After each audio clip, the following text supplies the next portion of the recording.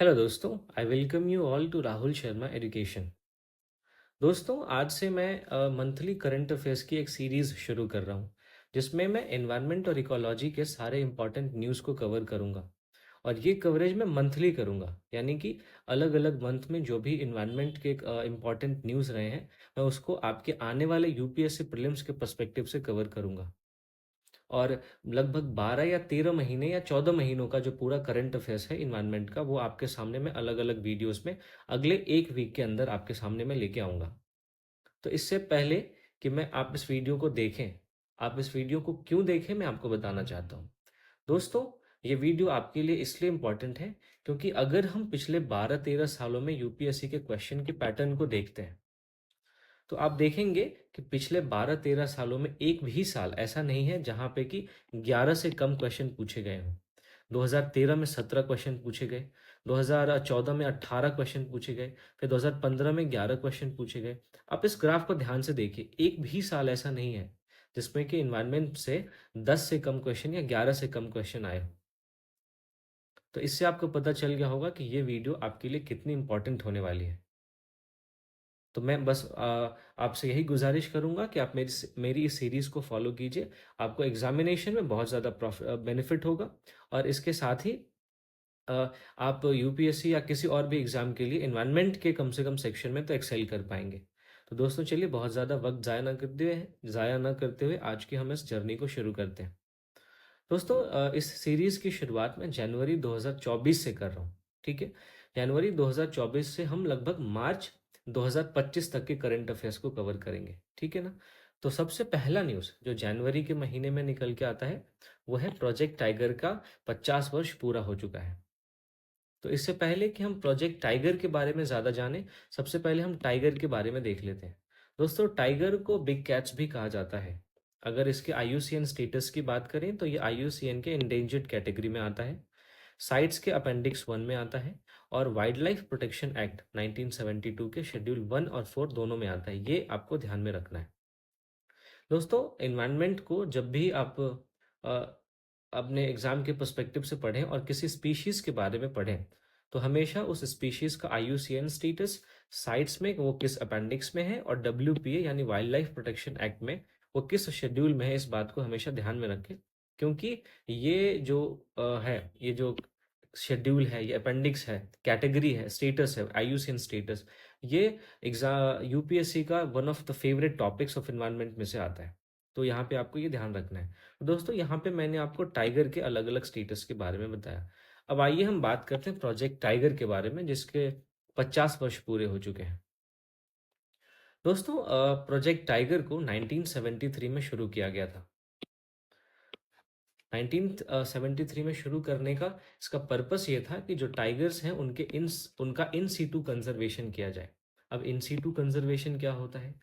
दोस्तों, इन situ conservation का मतलब है कि टाइगर को उनके हैबिटेट में ही कंजर्वेशन उनका करना, ठीक है? एक और तरह का कंजर्वेशन होता है जिसको हम एक्स सीटू कंजर्वेशन कहते हैं। एक्स सीटू कंजर्वेशन में किसी भी स्पीशीज को उसके नेचुरल हैबिटेट से हटा के किसी दूसरे जगह पे कंजर्व किया जाता है, उसको एक्स सीटू कहते हैं। आपको ध्यान क्या रखना है कि प्रोजेक्ट टाइगर 1973 में शुरू किया गया था in situ conservation of tigers के लिए, ये आपको ध्यान में रखना है। फिर जब प्रोजेक्ट टाइगर शुरू किया गया था, तो शुरुआत में इसमें 9 टाइगर रिजर्व्स थे।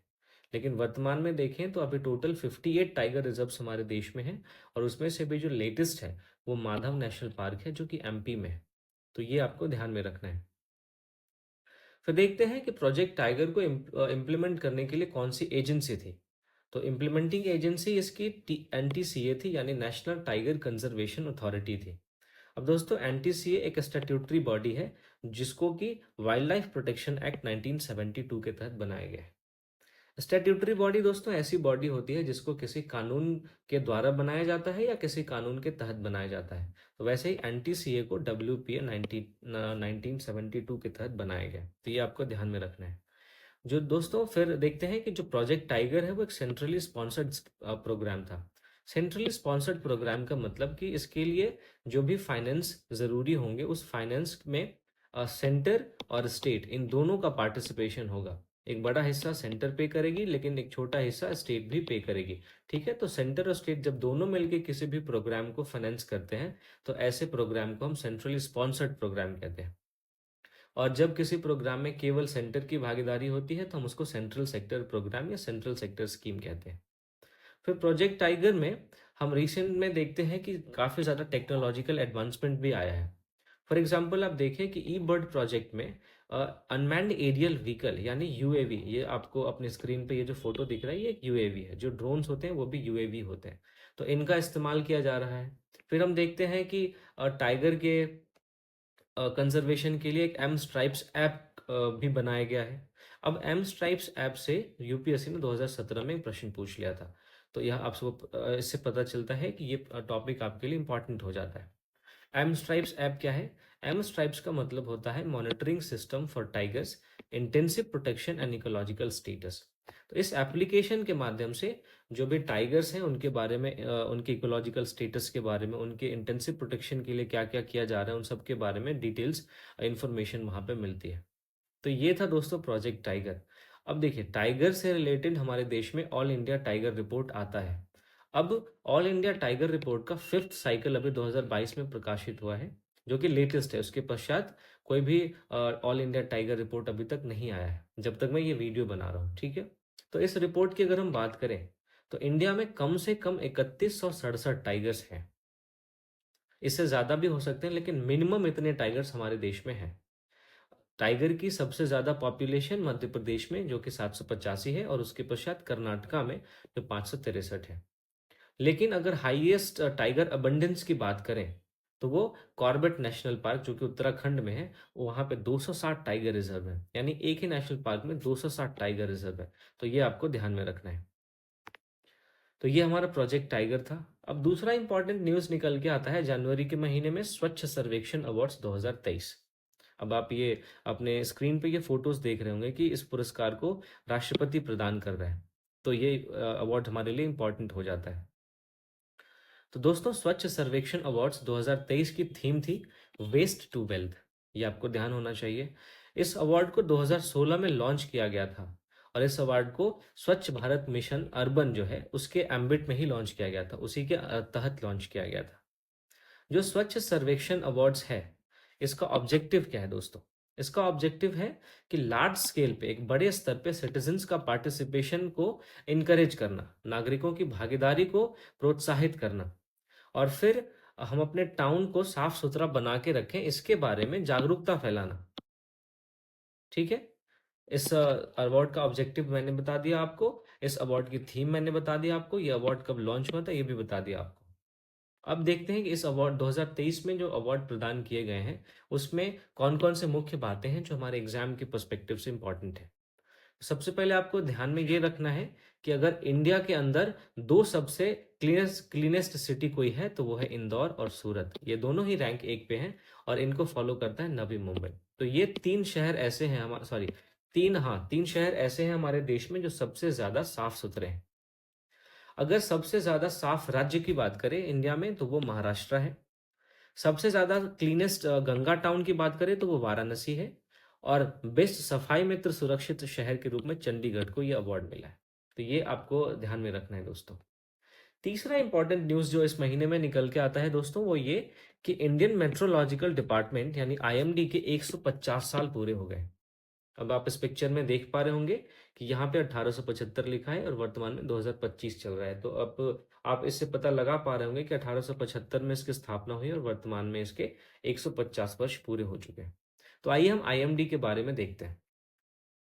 दोस्तों, आईएमडी की स्थापना 1875 में की गई थी, और आईएमडी हमारे देश के सबसे पहले साइंटिफिक डिपार्टमेंट्स में से एक है। जो आईएमडी है वो मिनिस्ट्री ऑफ अर्थ साइंसेज के अंडर में काम करता है, और इसके अगर हम मैंडेट्स की बात करें, तो ये हमको सिवियर वेदर फिनोमेना के बारे में वार्न करता है। फिर ये हमको एग्रीकल्चर के बारे में जो भी मेट्रोलॉजिकल स्टैटिस्टिक्स है वो प्रोवाइड करता है, यानी मौसम से संबंधित ऐसी ज़रूरी जानकारी जो हमारे एग्रीकल्चर को फ़ायदा पहुंचा सकती हो, उन सारी जानकारियों को ये उपलब्ध करवाता है। किसी भी मौसमी घटना के बारे में, कोई भी अगर सीवियर मौसमी घटना घटने वाली है तो उसके बारे में हमको ये वार्न करता है। और फिर ये अर्थक्वेक्स को और सिस्मिसिटी को इवैल्यूएट करता है, उनको डिटेक्ट करता है और उनको लोकेट करने की कोशिश करता है। तो ये इसके मैंडेट्स हैं। अगर हम आईएमडी के रीसेंट इनिशिएटिव्स की बात करें, तो आईएमडी ने पंचायत मौसम सेवा पोर्टल लॉन्च किया है। फिर आईएमडी के द्वारा एक मोबाइल ऐप मौसम भी लॉन्च किया गया है, जो हमको ऑल वेदर से रिलेटेड सर्विसेज प्रोवाइड करेगा। ये आप देख सकते हैं, ये मौसम ऐप है। यहाँ पे आपको सारी चीज़ें वेदर से रिलेटेड मिल जाएंगी। तो ये हमारा आईएमडी का न्यूज़ था।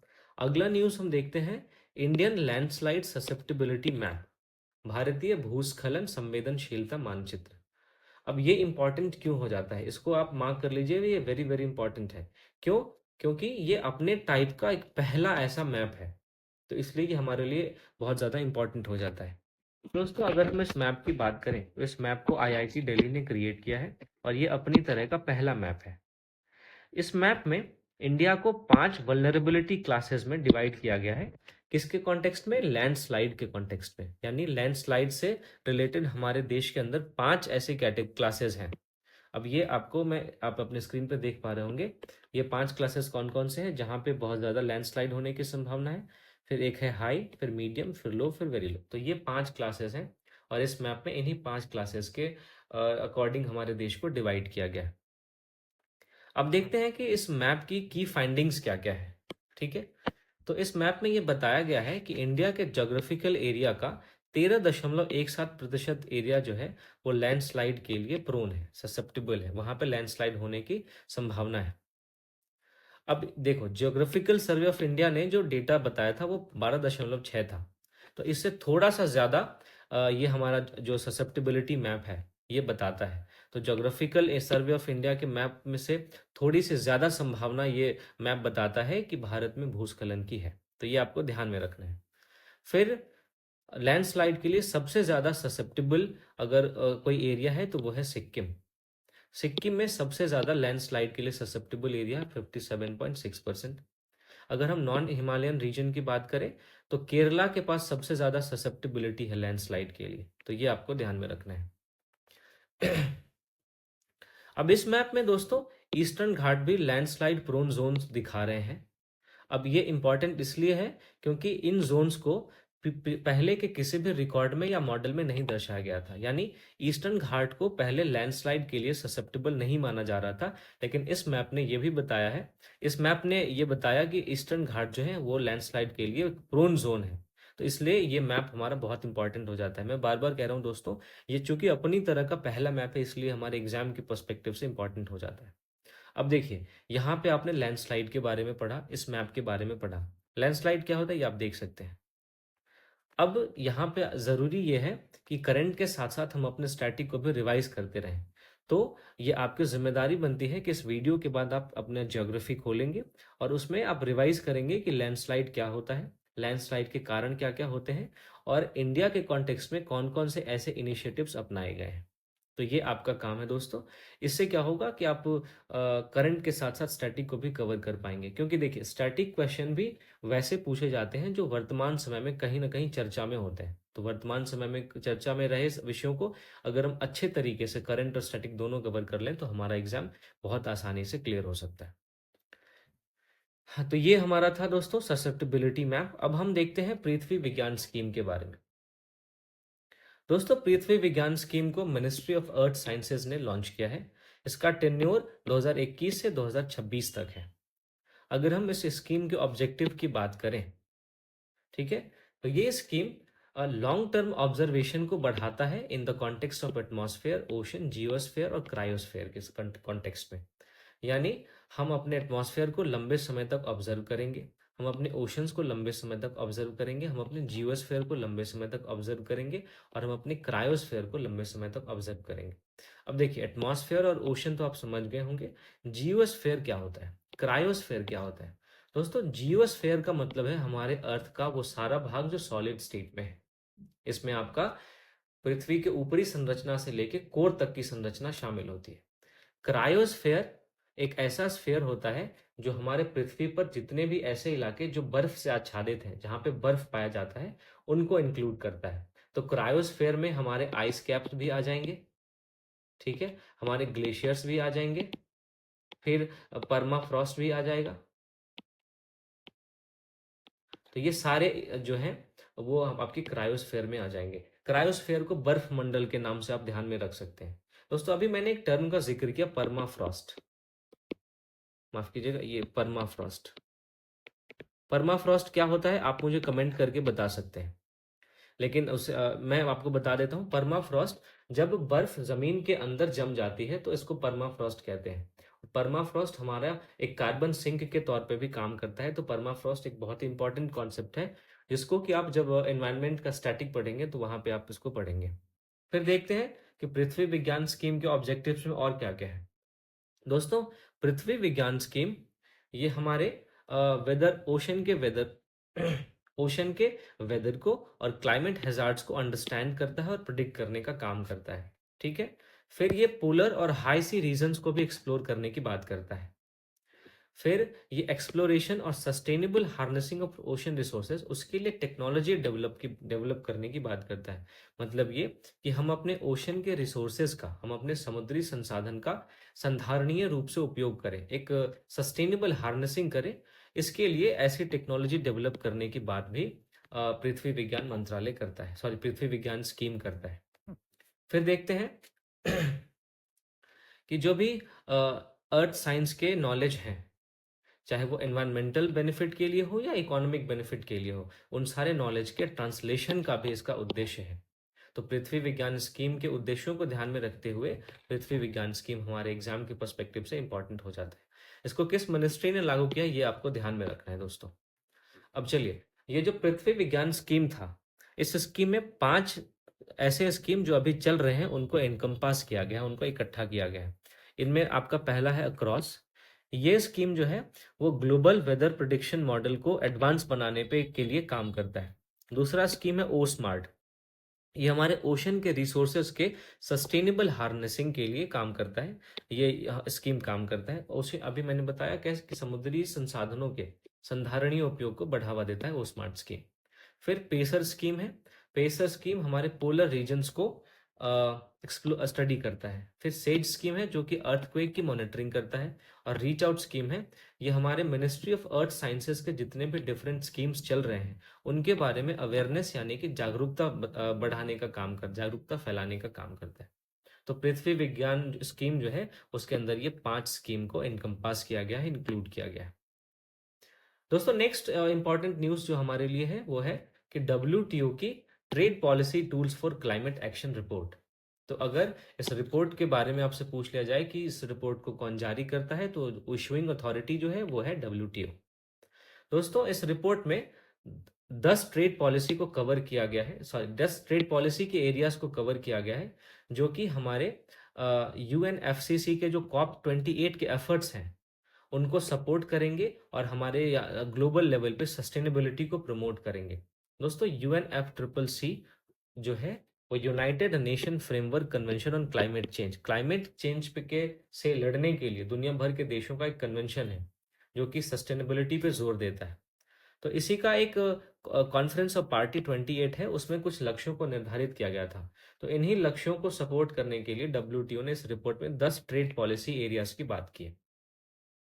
अब हम देखते हैं कि आखिर डब्ल्यूटीओ ने ट्रेड के कॉन्टेक्स्ट में ये रिपोर्ट क्यों लाया। आखिर क्लाइमेट चेंज पे ट्रेड का क्या इम्पैक्ट पड़ता है। तो देखिए, जो क्लाइमेट पे ट्रेड के इम्पैक्ट की अगर हम बात करें तो जो ट्रेड है वो 20 से 30% का योगदान देता है टोटल कार्बन एमिशन में। ये बहुत ही ज्यादा अमाउंट है दोस्तों, आप बिलीव नहीं करेंगे, 20 से 30% एक बहुत बड़ी मात्रा होती है। फिर जो ट्रेड है वो नेचुरल रिसोर्सेज के यूज को एक्सेलरेट करता है, यानी हम जिस गति से अपने प्राकृतिक संसाधनों का इस्तेमाल कर रहे हैं उसकी गति को बढ़ा देता है। अब इस गति को बढ़ाने से क्या होता है कि जो भी हमारे इकोसिस्टम है उस पर बहुत ज्यादा दबाव पड़ता है, उस पर बहुत ज्यादा प्रेशर पड़ता है। फिर जो ट्रेड है ये हमारे इन्वायरमेंट को डैमेज करता है। फॉर एग्जाम्पल देखिए कि अगर पाम ऑयल का डिमांड बढ़ा तो पाम ऑयल के डिमांड को पूरा करने के लिए इंडोनेशिया में रेन फॉरेस्ट काटे जाते हैं। अब रेन फॉरेस्ट को हमारे अर्थ का ब्रीदिंग सिस्टम कहा जाता है। तो इसके इन्वायरमेंटल इंपॉर्टेंस को ध्यान में रखते हुए अगर रेन फॉरेस्ट की कटाई की जाएगी तो ये हमारे इन्वायरमेंट के लिए एक बहुत ही बड़ा नुकसान होगा। तो इसलिए क्या देख रहे हैं कैसे आप यहाँ पे ट्रेड हमारे इन्वायरमेंटल डैमेज को बढ़ा रहा है। तो ये हमारे ट्रेड का इम्पैक्ट था क्लाइमेट पे। और इसी इम्पैक्ट को देखते हुए डब्ल्यूटीओ ने trade policy tools for climate action report को पेश किया है। उम्मीद करता हूँ कि इस रिपोर्ट का कॉन्टेक्स्ट आप समझ पाए होंगे, इस रिपोर्ट का इंपॉर्टेंस आप समझ पाए होंगे। फिर अगला जो इंपॉर्टेंट न्यूज़ है दोस्तों वो है इन्वायरमेंटल इम्पैक्ट असेसमेंट। अब इन्वायरमेंटल इम्पैक्ट असेसमेंट क्या है? तो सबसे पहले अगर हम इसके करंट की बात करें तो देखिए, ministry of environment forest and climate change, इसने एक x post facto environmental clearance issue किया था। तो सुप्रीम कोर्ट ने उस x post facto environmental clearance पे रोक लगा दी है। अब ये क्या होता है और सुप्रीम कोर्ट ने क्यों रोक लगाई है, मैं इसको आपको समझाता हूँ। देखिए, इन्वायरमेंटल इम्पैक्ट असेसमेंट जो है उसको किसी भी प्रोग्राम को इम्प्लीमेंट करने से पहले, उसमें डिसीजन मेकिंग से पहले किया जाता है। यानी अगर कोई योजना लागू करनी है तो उस योजना का हमारे एनवायरनमेंट पे क्या प्रभाव पड़ेगा, हमारे सोसाइटी पे क्या प्रभाव पड़ेगा, हमारे इकोनॉमी पे क्या प्रभाव पड़ेगा, इस बात की जांच की जाती है, इस बात का असेसमेंट किया जाता है। तो अभी इस मिनिस्ट्री ने क्या किया कि इस बात की जांच किए बिना ही कि एक प्रोजेक्ट को क्लियरेंस दे दिया और ये बोला कि ये जांच हम, आप योजना चालू कीजिए, हम बाद में कर लेंगे। नॉर्मली ये होता कब है? योजना की लागू होने से पहले। तो इसीलिए सुप्रीम कोर्ट ने इस पर स्टे लगा दिया है। तो देखते हैं एनवायरमेंटल इम्पैक्ट असेसमेंट होता क्या है। तो दोस्तों, ये एक ऐसा टूल है जो किसी भी योजना के एनवायरमेंटल, सोशल और इकोनॉमिक इम्पैक्ट के बारे में असेस करता है, उसकी जांच करता है। अगर हम इन्वायरमेंटल इम्पैक्ट असेसमेंट के उसकी बात करें, लीगैलिटी की बात करें, तो इसको इन्वायरमेंटल प्रोटेक्शन एक्ट 1986 के तहत नोटिफाई किया जाता है और पहली बार इन्वायरमेंटल इम्पैक्ट असेसमेंट जो है वो 1994 में यूज किया गया था। अब इसमें, अब जो इन्वायरमेंटल इम्पैक्ट असेसमेंट है, इसके प्रोसेस के कई स्टेजेस होते हैं। जैसे सबसे पहला होता है स्क्रीनिंग। स्क्रीनिंग में ये डिसाइड किया जाता है कि ये असेसमेंट रिक्वायर्ड है या नहीं। फिर होता है स्कोपिंग। स्कोपिंग में यह डिसाइड किया जाता है कि ईआईए के रिपोर्ट में जो भी असेस किया जाएगा उसमें किन किन चीज़ों को कवर किया जाए। ठीक है। फिर अगला होता है पब्लिक कंसल्टेशन। पब्लिक कंसल्टेशन में दोस्तों, किसी भी प्रोजेक्ट से जिस लोकल कम्युनिटी को जो भी लोकल कम्युनिटी अफेक्ट हो रही है, जिस लोकल कम्युनिटी को नुकसान हो रहा है, उसके नुकसान को, उसके कंसर्न को एड्रेस करने की कोशिश की जाती है पब्लिक कंसल्टेशन में। और जो आखिरी स्टेज होता है वो होता है अप्रेजल। इसमें इन्वायरमेंटल इम्पैक्ट असेसमेंट की एक एक्सपर्ट कमेटी द्वारा डिटेल स्क्रूटनी की जाती है। तो ये इन्वायरमेंटल इम्पैक्ट असेसमेंट आपके लिए एग्जाम के पॉइंट ऑफ व्यू से इंपॉर्टेंट हो जाता है। तो ये आपको ध्यान में रखना है कि ये होता क्या है, ये किस अधिनियम के तहत नोटिफाई किया जाता है और पहली बार इसको नोटिफाई कब किया गया था, ये आपको ध्यान में रखना है। अब अगला जो इंपॉर्टेंट न्यूज़ है दोस्तों वो है मेगालोसॉरस के बारे में। तो इसके बारे में अगर हम करंट न्यूज़ की बात करें तो 2024 एक ऐसा साल है जो कि हमारे डायनासोर के पहले साइंटिफिक नेमिंग के 200 सालों को 200 साल हो गए हैं, इस बात को बताता है। 200 साल पहले हमने पहले डायनासोर का साइंटिफिक नेमिंग किया था, जो था मेगालोसॉरस। मेगालोसॉरस का मतलब दोस्तों दोस्तों होता है ग्रेट लिजर्ड। एक मतलब बहुत बड़ी, लिजर्ड यानी छिपकली। तो ये इसका करंट था। अब देखते हैं, जो मेगालोसॉरस थे वो कार्निवोरस डायनासोर थे। ठीक है, यानी कि वो मांसाहार थे, मांसाहारी थे, माफ कीजिएगा, वो मांसाहारी थे। और इनके फॉसिल को पहली बार इंग्लैंड में डिस्कवर किया गया था। दोस्तों, डायनासोर जो है वो मेसोजोइक एरा को बिलोंग करते हैं, ये आपको ध्यान में रखना है।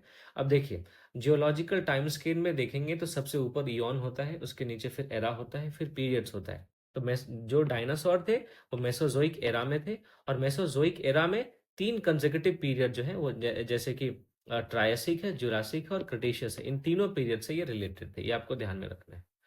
और डायनासोर को जो हम आधुनिक बर्ड्स देखते हैं उनका एंसेस्टर माना जाता है। तो ये मेगालोसॉरस के बारे में था। उम्मीद करता हूँ कि आपको ये चीज़ें समझ में आ रही होंगी। चलिए दोस्तों, आगे बढ़ते हैं। अगला इंपॉर्टेंट न्यूज़ हमारे लिए है लैटिट्यूडिनल डाइवर्सिटी ग्रेडियंट। आखिर ये होता क्या है?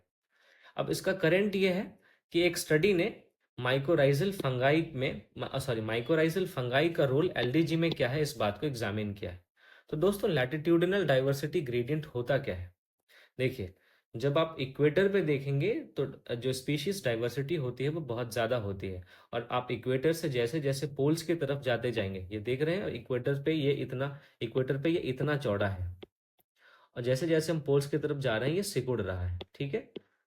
तो एलडीजी यही कहता है कि इक्वेटर पे स्पीशीज डाइवर्सिटी ज़्यादा होती है और जैसे जैसे हम पोल्स की तरफ बढ़ते हैं तो डाइवर्सिटी रिड्यूस हो जाती है। यही है लैटिट्यूडिनल डाइवर्सिटी ग्रेडियंट। यानी लैटिट्यूड में हम जैसे जैसे अपर लैटिट्यूड से सॉरी लोअर लैटिट्यूड से अपर लैटिट्यूड में जाते हैं तो डाइवर्सिटी कम होती जाती है। फिर अगला इंपॉर्टेंट न्यूज़ है कि नेशनल क्लीन एयर प्रोग्राम के 5 साल हो गए। एनसीएपी के 5 साल हो गए। दोस्तों एनसीएपी को ministry of environment forest and climate change ने 2019 में लॉन्च किया था। एनसीएपी को कब लॉन्च किया गया था? 2019 में। अब देखते हैं हम एनसीएपी के बारे में। दोस्तों एनसीएपी का उद्देश्य एयर क्वालिटी को इम्प्रूव करना है 131 नॉन अटेनमेंट सिटीज में, यानी एनएसीज में। अब नॉन अटेनमेंट सिटीज क्या होते हैं?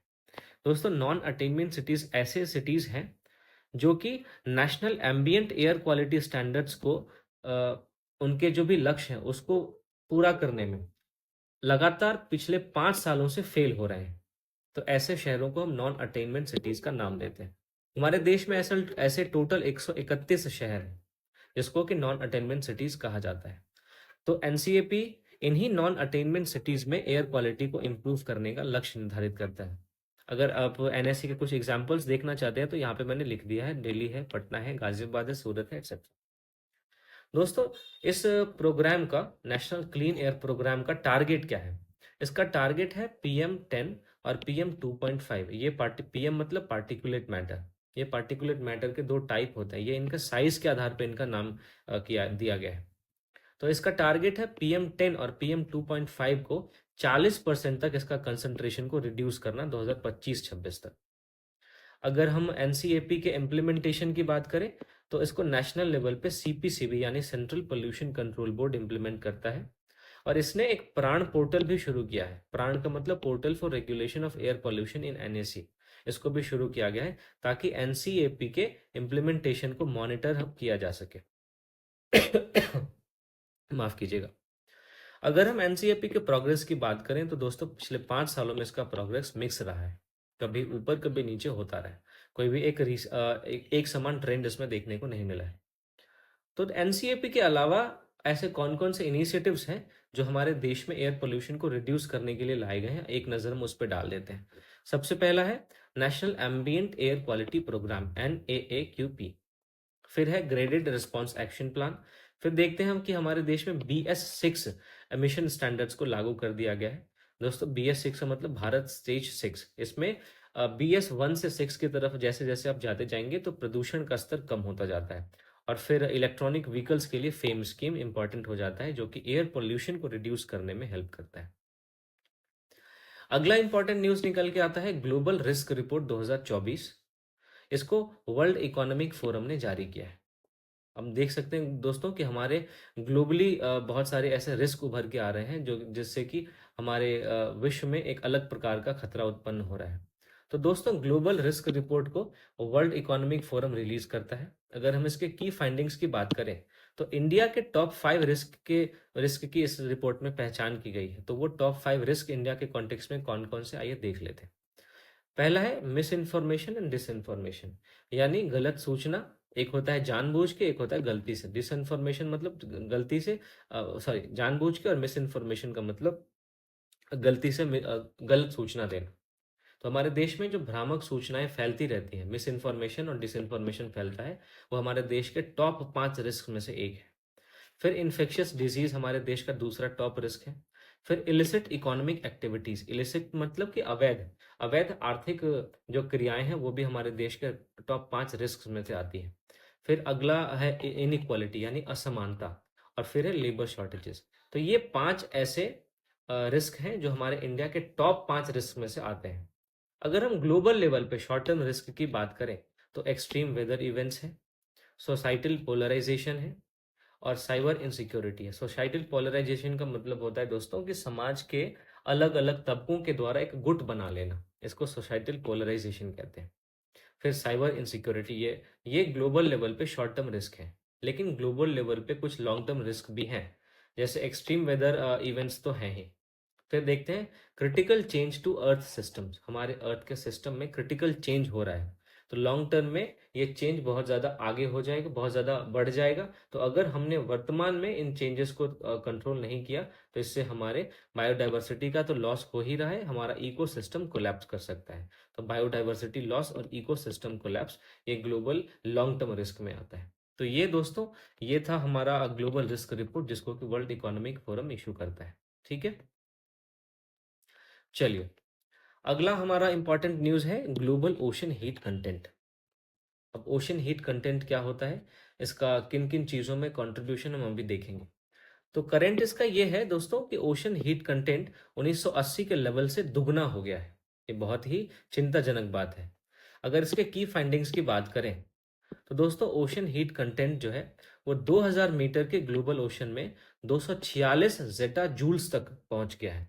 अब ये एक बहुत ही बड़ी मात्रा है, कैसे अभी आपको आगे पता चलेगा। अब ये जो टेम्परेचर जो ओशन हीट कंटेंट है ये 4.6 बिलियन हिरोशिमा न्यूक्लियर बॉम्ब्स को रिप्रेजेंट करता है। दोस्तों हिरोशिमा पे जो न्यूक्लियर बॉम्ब गिराया गया था, ऐसे 4.6 बिलियन न्यूक्लियर बॉम्ब की गर्मी को ये जो 246 जेटा जूल्स है ये रिप्रेजेंट करता है। आप सोचिए कि हमारे ओशन में गर्मी कितनी ज़्यादा बढ़ रही है। फिर इस रिपोर्ट में बताया गया है कि जो ओशंस हैं वो ग्लोबल एवरेज से ज़्यादा तेज़ी से गर्म हो रहे हैं। अब देखिए हम देखते हैं कि ओशन हीट जो ओशन हीट कंटेंट है ये होता क्या है। तो ओशन हीट कंटेंट दोस्तों ओशंस में जो total amount of heat absorb किए गए हैं, जो total amount of heat absorb किए गए हैं या स्टोर किए गए हैं उसी का अमाउंट है। इसको हम जूल्स में मेजर करते हैं। तो ये हमारा ओशन हीट कंटेंट है। मैं एक बार फिर से बताता हूँ, ओशन हीट कंटेंट क्या है, हमारे ओशन में जितना भी अमाउंट में हीट एब्जॉर्ब हुआ है या स्टोर हुआ है इसी को ओशन हीट कंटेंट कहते हैं। इसको मेजर जूल में किया जाता है। अब ओशन हीट कंटेंट का रोल क्या है दोस्तों, ये हमारे कार्बन साइकिल को अफेक्ट करता है। आपको पता होना चाहिए कि जो समंदर हैं, जो समुद्र ओशंस हैं, ये हमारे देश ये ग्लोबल लेवल पे सबसे बड़े कार्बन सिंक के रूप में काम करते हैं। तो ये हमारे कार्बन साइकिल को अफेक्ट करते हैं। फिर ये क्लाइमेट चेंज के इम्पॉर्टेंट इंडिकेटर होते हैं। इसका मतलब है कि अगर OHC बढ़ रहा है तो इसका क्लाइमेट चेंज, इसका मतलब है कि हमारे क्लाइमेट में जो चेंज है वो बहुत ही ज़्यादा एडवर्स लेवल पे पहुंच चुका है। फिर ओशन हीट कंटेंट जो है ये हमारे स्टॉर्म्स को इंटेंसिफाई कर देता है। क्यों? क्योंकि जब ओशन ज़्यादा गर्म होगा तो ये उसकी वजह से मॉइस्चर ज़्यादा रिलीज करेगा और मॉइस्चर से ही किसी भी स्टॉर्म को शक्ति मिलती है। ये आपने ज्योग्राफी में पढ़ा होगा कि किसी भी चक्रवात की एनर्जी का जो सोर्स होता है वो उसके अंदर का मॉइस्चर होता है। और मॉइस्चर में क्योंकि लेटेंट हीट होता है तो इसी लेटेंट हीट से किसी भी स्टॉर्म को एनर्जी मिलती है। और फिर जो ओशन हीट कंटेंट है ये कोरल्स को भी अफेक्ट करता है। दोस्तों आपको पता होना चाहिए कि जो कोरल्स होते हैं ये टेम्परेचर को लेके बहुत सेंसिटिव होते हैं। थोड़ा सा भी टेम्परेचर में बढ़ोतरी कोरल ब्लीचिंग को इनिशिएट कर सकता है। तो ये था हमारा दोस्तों ओशन हीट कंटेंट। उम्मीद करता हूँ आपको समझ में आया होगा। अगला जो इंपॉर्टेंट न्यूज़ है वो है कॉन्जॉइंट सिल्वर लाइन, एक तितली के प्रजाति के बारे में। दोस्तों कर्नाटका में एक बटरफ्लाई की नई स्पीशीज को ढूंढा गया है। अब ये इम्पॉर्टेंट इसलिए हो जाता है क्योंकि पिछले लगभग 4 दशकों में वेस्टर्न घाट में ये पहला अपने तरह का फाइंडिंग है। फिर ये जो बटरफ्लाई है इसके अंडर साइड ऑफ विंग्स में क्या होते हैं, फ्यूज्ड स्पॉट्स होते हैं। और फिर इसमें शाइनी सिल्वर लाइंस होते हैं इसके सेंटर में जब ये बैंड्स होती है। फिर देखते हैं कि फीमेल जो होती है, इन तितलियों में जो फीमेल होती है उनके डार्क ब्राउन विंग्स होते हैं, ये आपको ध्यान में रखना है। फिर ये जो कॉन्जॉइंट सिल्वर लाइन तितलियां हैं इनके लोअर टिप पे इनके जो विंग्स होते हैं उन पे ऑरेंज डॉट्स का पैटर्न होते हैं। और वो इस तरीके से दिखते हैं जैसे मानो कि फॉल्स हेड हो। और ये फॉल्स हेड इनको प्रेडेटर के अटैक से प्रोटेक्ट करता है। तो कॉन्जॉइंट सिल्वर लाइन क्या है, एक तितली है। अब यहाँ पे मैंने पिक्चर जानबूझ के लगाया है दोस्तों कि इस नाम के साथ आपको आपके दिमाग में ये पिक्चर बैठ जाएगी। तो जब भी कॉन्जॉइंट सिल्वर लाइन टर्म आपके एग्जाम में आएगा तो आपको याद आ जाएगा कि एक तितली का भी पिक्चर वहां पे था। तो आप इससे अपने एग्जाम में उस क्वेश्चन को सॉल्व कर पाएंगे। चलिए दोस्तों आगे बढ़ते हैं। तो ये देखिए तितली, इसके बारे में इंपॉर्टेंट इन्फॉर्मेशन आप आराम से पढ़ सकते हैं। ये उतना इंपॉर्टेंट है नहीं बट मैंने डाल दिया है, अगर आप क्यूरियस हैं तो पढ़ सकते हैं। फिर अगला जो हमारा इंपॉर्टेंट न्यूज़ है वो है हम्बोल्ट्स एनिग्मा। हम्बोल्ट्स एनिग्मा दोस्तों क्या होता है। अब देखिए, कन्वेंशनल बिलीफ ये है कि ट्रॉपिकल एरियाज में जो प्रोडक्टिविटी होती है, जो डाइवर्सिटी होती है, वो ज़्यादा होती है। किसकी तुलना में? किसी भी एरिया की तुलना में। लेकिन हम्बोल्ट्स एनिग्मा कहता है कि माउंटेन रीजन्स जो हैं, वो जनरली ये दिखाते हैं कि वहाँ पे जो डाइवर्सिटी है वो ट्रॉपिकल रीजन से ज़्यादा है। तो हम्बोल्ट्स एनिग्मा क्या कहता है? जो माउंटेन एरिया में बायोडाइवर्सिटी है, ये ज़्यादा है कंपेयर टू ट्रॉपिकल रीजन्स। ठीक है? माउंटेन एरिया में जो बायोडायवर्सिटी है वो ट्रॉपिकल एरियाज की तुलना में ज्यादा है। इसी को हम हम्बोल्ट्स एनिग्मा कहते हैं। दोस्तों, उम्मीद करता हूँ आपको समझ में आया होगा। फिर देखते हैं, अगला इंपॉर्टेंट न्यूज़ है हिमालयन वुल्व्स के बारे में। हिमालयन वुल्व्स बहुत ज़्यादा इंपॉर्टेंट हो जाता है। क्यों? क्योंकि इसको पहली बार आईयूसीएन के स्टेट असेसमेंट में शामिल किया गया है। पहली बार इसके संबंध में कुछ कोई भी चीज़ आईयूसीएन के असेसमेंट में पब्लिश हुई है, तो इसलिए ये हमारे लिए इंपॉर्टेंट हो जाता है। अब हिमालयन वुल्फ के बारे में दोस्तों अगर हम बात करें, तो इसका जो हैबिटेट होता है वो हाई एल्टीट्यूड में होता है, यानी ये बहुत ज़्यादा ऊंचाइयों पे रहते हैं। इनमें जेनेटिक एडेप्टेशन करने की क्षमता होती है, जो कि हाइपॉक्सिक कंडीशन से इनको बचाता है। फिर देखते हैं कि जो हिमालयन वुल्फ होते हैं वो इंडियन और यूरोपियन वुल्फ से साइज में बड़े होते हैं। ये आपको ध्यान में रखना है। दोस्तों, अब चूंकि पहली बार आईयूसीएन के असेसमेंट में शामिल किया गया है, तो इसका स्टेटस भी जानना जरूरी हो जाता है। तो हिमालयन वुल्फ का आईयूसीएन स्टेटस वल्नरेबल है। वाइल्ड लाइफ प्रोटेक्शन एक्ट में ये शेड्यूल 1 में शामिल है और साइट्स के अपेंडिक्स 1 में शामिल है। तो ये आपको ध्यान में रखना है। फिर अगला इंपॉर्टेंट है तिब्बतियन ब्राउन बियर। करंट इसका यह है दोस्तों कि इंडिया ने पहला ever confirmed sighting of Tibetan brown bear in Sikkim, Bharat के सिक्किम राज्य में पहली बार तिब्बतियन ब्राउन बियर को साइट किया गया, देखा गया। अब तिब्बतियन ब्राउन बियर के बारे में जानना इंपॉर्टेंट हो जाता है क्योंकि इसको पहली बार देखा गया है। तो दोस्तों, तिब्बतियन ब्राउन बियर को तिब्बतियन ब्लू बियर भी कहते हैं। ये एक ओमनीवोर है। ओमनीवोर ऐसे जानवर होते हैं जो कि हर्बीवोर भी होते हैं और कार्निवोर भी होते हैं, यानी कि घास फूस भी खाते हैं और मांस भी खाते हैं। उनको ओमनीवोर कहते हैं। तो ये एक ओमनीवोर है और इसका एक डिस्टिंक्टिव वी शेप्ड का वाइट चेस्ट मार्क होता है। आप इसके चेस्ट पे देखेंगे, देखिए, आप इसके चेस्ट पे देखेंगे यहाँ पे तो एक वी शेप का मार्क होता है। अगर हम और तिब्बतियन ब्राउन बियर के आईयूसीएन स्टेटस की बात करें, सॉरी माफ कीजिएगा, डब्ल्यूपीए स्टेटस की बात करें, तो डब्ल्यूपीए यानी वाइल्ड लाइफ प्रोटेक्शन एक्ट में ये शेड्यूल 1 में शामिल है और साइट्स के अपेंडिक्स 1 में शामिल है। तो ये हमारा तिब्बतियन ब्राउन बियर के बारे में इंफॉर्मेशन था। फिर अगला है दोस्तों कुम्की एलिफेंट्स। कुम्की एलिफेंट्स क्यों चर्चा में है? तो दोस्तों, कुम्की एलिफेंट्स जो होते हैं ये ट्रेंड होते हैं, बहुत ही ज़्यादा ट्रेंड होते हैं। और ये ट्रैपिंग में, रेस्क्यूइंग में और ट्रैंक्विलाइजिंग वाइल्ड एलिफेंट्स, इन सब कामों में ये एक्सपर्ट होते हैं। तो इसलिए कुम्की एलिफेंट्स को ओडिशा गवर्नमेंट ने तमिलनाडु गवर्नमेंट से ये रिक्वेस्ट किया कि आप हमारे यहाँ पे कुछ कुम्की एलिफेंट्स को भेजिए, ताकि वो वहाँ पे जो भी प्रॉब्लम्स हो रही है उनको डील कर सके। ठीक है? तो ये कुम्की एलिफेंट इसलिए इंपॉर्टेंट हो जाता है, आपको ध्यान में रखना है।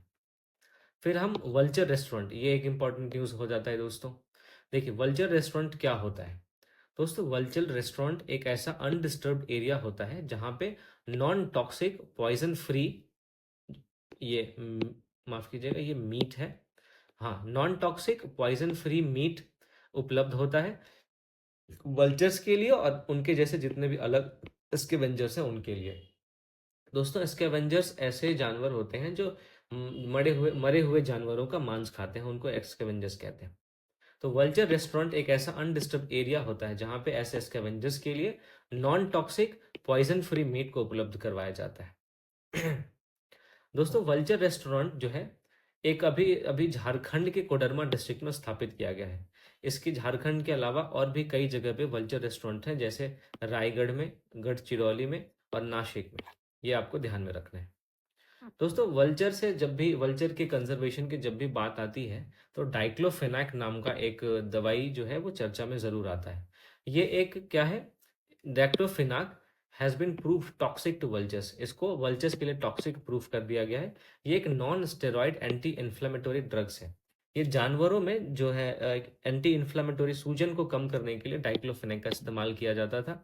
तो ये डाइक्लोफेनाक वल्चर्स के लिए बहुत ही ज़्यादा टॉक्सिक होता है। तो इसलिए अब डाइक्लोफेनाक के उत्पादन पे, माफ कीजिएगा, इसके बिक्री पे प्रतिबंध लगा दिया गया है। दोस्तों, अगर वल्चर्स की बात करें तो इंडिया में वल्चर्स के 9 स्पीशीज टोटल पाए जाते हैं, जो आपको अपनी स्क्रीन पर दिख रहे हैं। इन 9 स्पीशीज में जो 4 हैं ये चारों क्या है, क्रिटिकली इंडेंजर्ड है। इसमें से फिर 3 नियर थ्रेटन्ड है, और फिर एक इंडेंजर्ड है और एक लीस्ट कंसर्न है। अब इनके नाम आपको ध्यान रखने की ज़रूरत नहीं है, लेकिन इनका WPS स्टेटस क्या है ये आपको जानना ज़रूरी है। तो जो दोस्तों vulture wild life protection act के शेड्यूल 1 में आते हैं, ठीक है। फिर वल्चर कंजर्वेशन इनिशिएटिव्स की अगर हम बात करें तो डाइक्लोफेनाक पे बैन लगाया गया है, केटोप्रोफेन पे बैन लगाया गया है, और एक्सेलोफेनाक पे बैन लगाया गया है। तो ये 3 ऐसे दवाइयां हैं जिनसे वल्चर्स को बहुत ज़्यादा खतरा होता था। और जैसे देखिए, चूंकि ये दवाइयां मवेशियों को दी जाती थी, और जब मवेशी मर जाते हैं तो उनको फेंक दिया जाता है, और इन्हीं मवेशियों के मांस खाने के बाद जो वल्चर्स थे उनकी भी हेल्थ बिगड़ जाती थी और वो भी मर जाते थे। तो इस वजह से वल्चर्स पे इनडायरेक्टली नुकसान कर रहा था ये। फिर वल्चर के कंजर्वेशन के लिए एक एक्शन प्लान की भी घोषणा इंडिया ने की है, जो 2020 से 25 तक लागू रहेगा। फिर vulture conservation breeding centre Haryana में एक स्थापना की गई है। तो ये था हमारा दोस्तों वल्चर से रिलेटेड इंपॉर्टेंट न्यूज़। अब हम देखते हैं एक और इम्पॉर्टेंट न्यूज़ कि बिंटूरांग और स्मॉल क्लॉड ऑटर, इनको असम के काजीरंगा नेशनल पार्क के फाउना में ऐड कर दिया गया है। तो अगर हम इन ऑटर्स की बात करें तो इनका जो IUCN स्टेटस है वो वल्नरेबल है। ये साइट्स के अपेंडिक्स 3 में है और वाइल्ड लाइफ प्रोटेक्शन एक्ट के शेड्यूल 1 में है। ठीक है दोस्तों।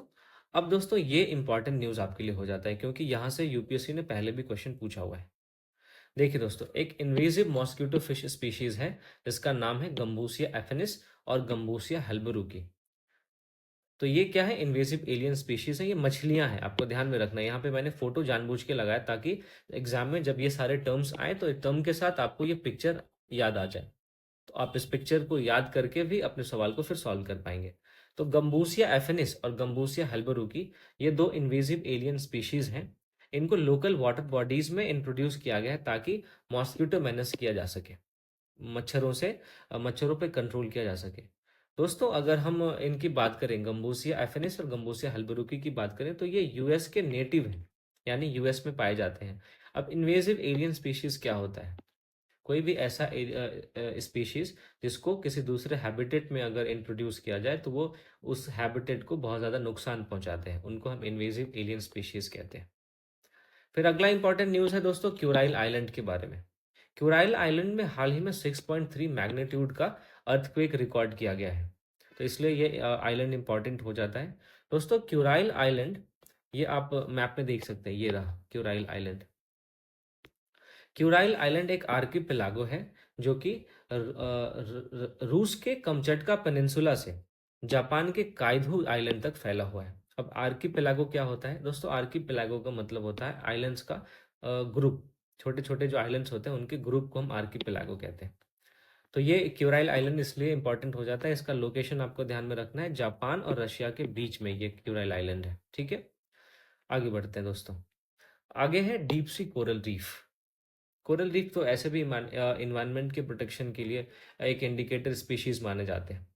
तो डीप सी कोरल रीफ के बारे में बात करें तो साइंटिस्ट ने ये डिस्कवर किया है कि जो ओशन का फ्लोर है वहाँ पे डीप सी रीफ्स हैं वो ज़्यादा है ट्रॉपिकल रीफ के कंपैरिजन में।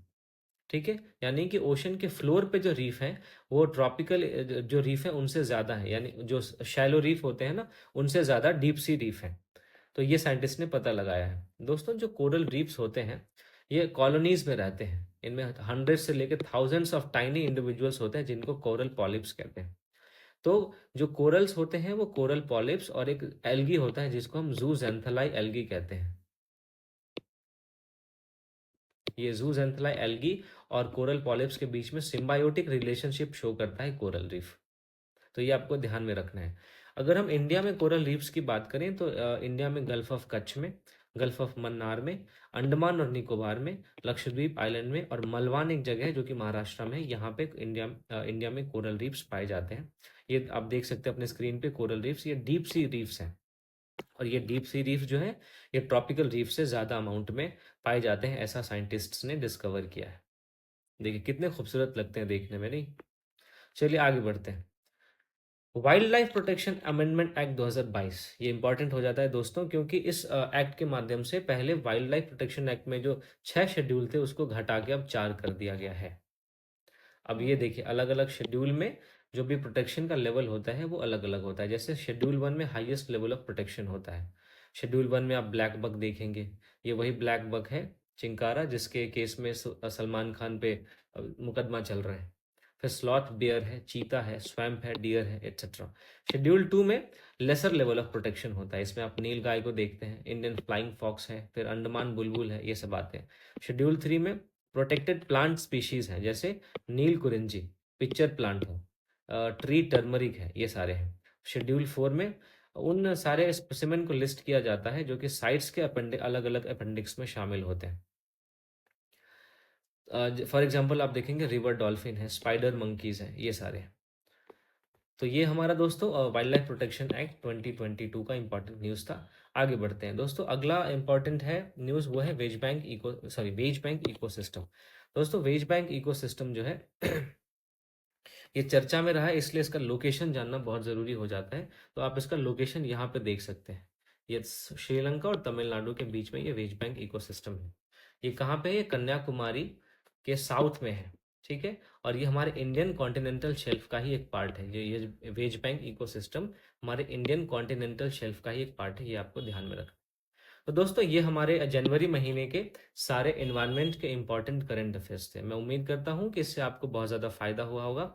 और जाने से पहले मैं आप सबसे बस एक बारी जेंटल रिमाइंडर आप सबको देना चाहता हूँ कि अगर आपको मेरी वीडियोस पसंद आ रही है और आप चाहते हैं कि मैं इस सीरीज़ को फॉलो करता रहूँ, इस सीरीज़ को कंटिन्यू करता रहूँ, तो आप मेरे चैनल को लाइक शेयर और सब्सक्राइब करें और इस वीडियो को ज़्यादा से ज़्यादा लोगों तक शेयर करें, ताकि वो भी आपकी तरह एनवायरनमेंट के किसी भी क्वेश्चन पे अपने आप को कमज़ोर महसूस ना करें और यूपीएससी के इस 2025 के प्रीलिम्स में जो है वो एक्सेल कर पाए।